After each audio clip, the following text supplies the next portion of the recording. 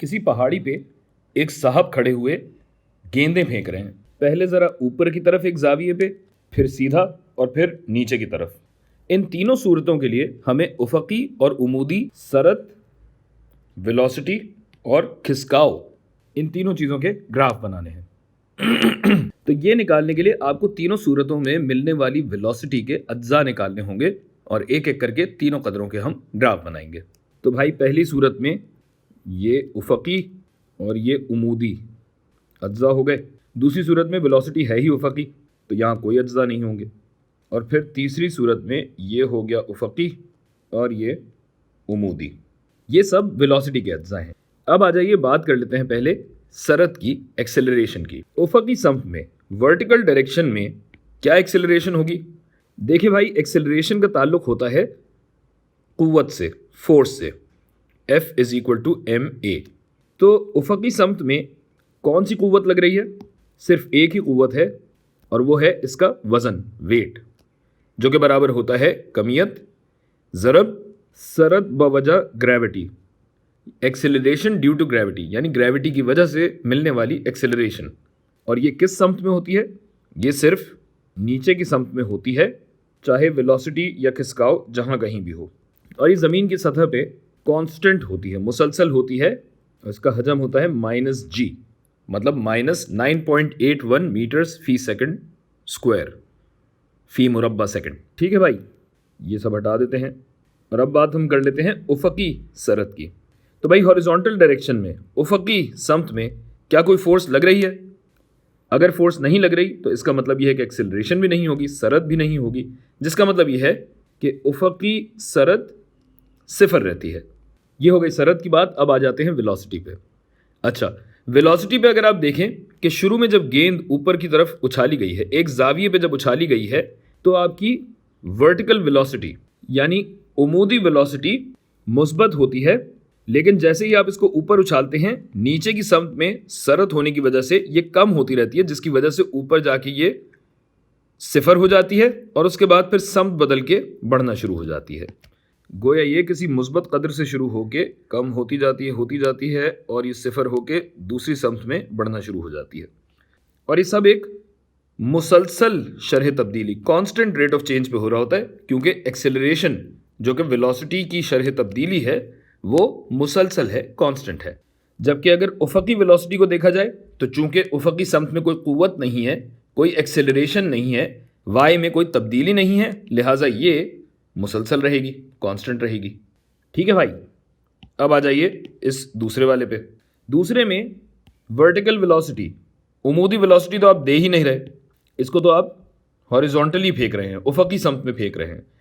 तो उफ़क़ी समत में जब आप इस गेंद को फेंकते हैं तो उमूदी वेलोसिटी तो सिफर है, लेकिन ये आगे बढ़ने के साथ साथ नीचे की समत में एक्सेलरेट भी तो हो रहा है, सरत भी तो लग रही है, और सरत एक मुसलसल सरत है, लिहाजा ये मनफी समत में ही बढ़ती चली जाएगी।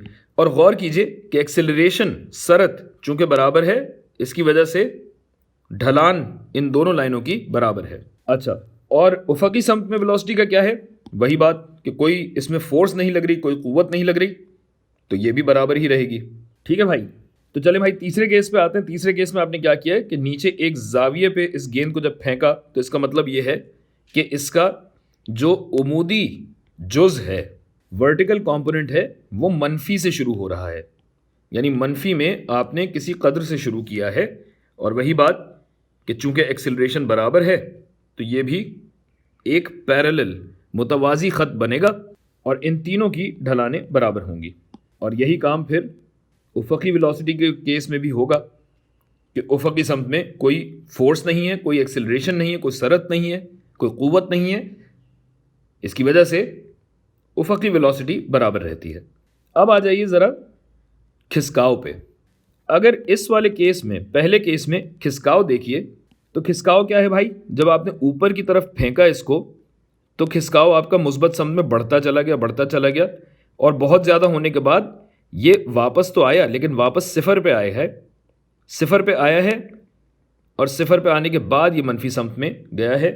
तो लिहाजा, और ये खिसकाव मुसलसल एक अलग शरह तब्दीली पे हो रहा है, लिहाजा ये ख़त नहीं होगा, ये होगा एक अदद ख़म, जो कि कुछ ऐसा बनेगा। बल्कि अगर आप ये कहिए कि ऊपर से आके ये वापस इसी जगह पे आता है जिसका ग्राफ दरअसल हमने बनाया है, तो इसमें तो ये होगा।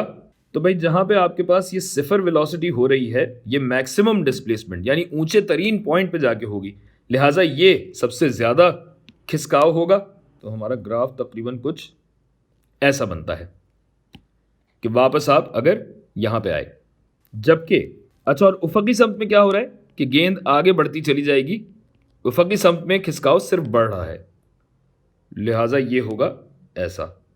और आप देख सकते हैं कि इसकी ढलान भी मुसलसल है तो वेलोसिटी भी मुसलसल रहती है। अच्छा, फिर क्या हो रहा है कि जब आपने इस गेंद को उफकी समत में फेंका तो खिसकाव क्या था, सिफर से शुरू हो रहा था और सिफर से ये मनफी समत में जा रहा था। तो ये कुछ ऐसा दिखेगा। ये हो गया उमूदी समत में, और उफकी समत में भी यही होगा कि चूंकि वेलोसिटी बराबर है तो यही ग्राफ ढलान का इसमें भी होगा। अच्छा, उमूदी समत में देखिएगा कि सिफर वेलोसिटी से आपने शुरू किया है, सिफर से शुरू करके आप नीचे की तरफ गए हैं, जिसकी वजह से इसका फैलाव थोड़ा यूं करके है। जबकि अगर यहाँ आप देखिए तो यहाँ आपने एक ज़्यादा मनफी वेलोसिटी के साथ इस गेंद को उछाला है, तो यहाँ शुरू में वेलोसिटी ज़्यादा से शुरू होके और ज़्यादा मनफी होती चली जाएगी, लिहाजा उमूदी खिसकाव का ग्राफ ये बनेगा। और फिर वही बात कि उफकी वेलोसिटी में क्योंकि कोई तब्दीली नहीं है तो ये ऐसा ही दिखेगा।